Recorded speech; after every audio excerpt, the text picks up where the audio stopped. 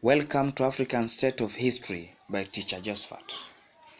The history of Africa begins with the emergence of hominids, archaic humans, and at least 200,000 years ago, anatomically modern humans, that is Homo sapiens, in East Africa, and continues unbroken into the present as patchwork of diverse and politically developing nation-state. The earliest known recorded history arose in the Kingdom of Kush, and later in ancient Egypt, the Sahel, the Maghreb, and the Horn of Africa.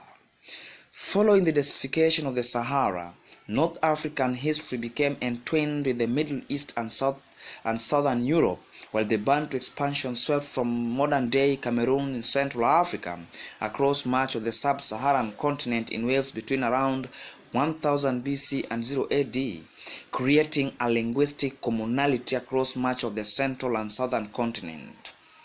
During the Middle Ages, Islam spread west from Arabia to Egypt, crossing the Maghreb and the Sahel. And some notable pre-colonial states and societies in Africa include the Ajuran Empire, Adal Sultanate, Alodia Wasangali, Sultanate, Kingdom of Re, Nok culture, Mali Empire, Songhai Empire, Benin Empire, Oyo Empire, Kingdom of Lunda, that is Punuyaka, Ghana Empire, Ashanti Empire, Mosi Kingdom, Mutapa Empire, Kingdom of Mpungubwe, Kingdom of Sin, Kingdom of Sena, Kingdom of Salaum, Kingdom of Baol, Kingdom of Kayor, Kingdom of Zimbabwe, Kingdom of Congo, Empire of Kabu, Kingdom of Ile-Ife, Ancient Carthage, Numidia Mauritania, and Asumite Empire. At its peak, prior to European colonialism, it's estimated that Africa had up to 10,000 different states and autonomous groups with distinct languages and culture or custom.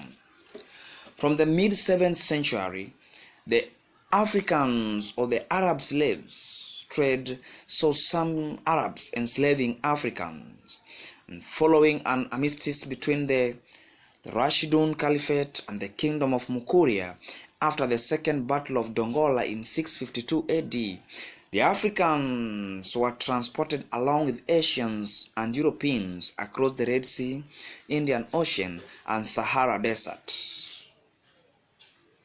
From the late 15th century, a European joined the slave trade, and one could say that the Portuguese, who were inferior by then, led in partnership with other Europeans that include the triangular trade, with the Portuguese initially acquiring slaves through trade and later by force as part of the Atlantic slave trade. They transported enslaved West, Central, and Southern Africa and overseas. Subsequently, European colonization of Africa developed rapidly from around 10% in 1870 to over 90% in 1914.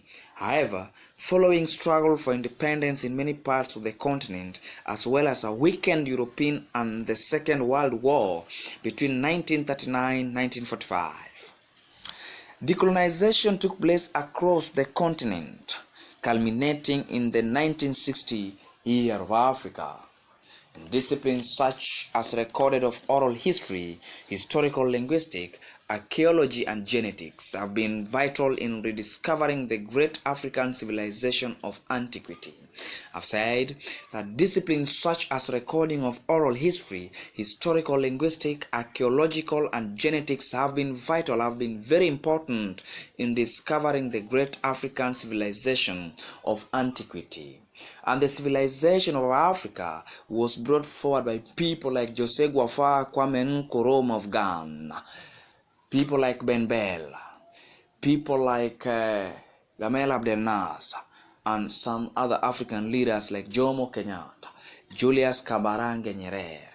Those were the African leaders who really agitated for African independence from early ape, from the earliest to the late ape. That is Homo sapien sapien. The next time, part 2, will be about medieval of early modern between 6th century to 18th century.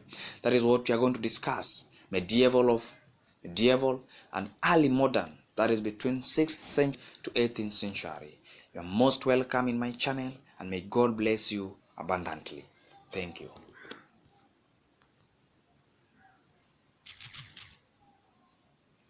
You can as well follow me at Josephat Okoth, YouTube comedy. No problem. Just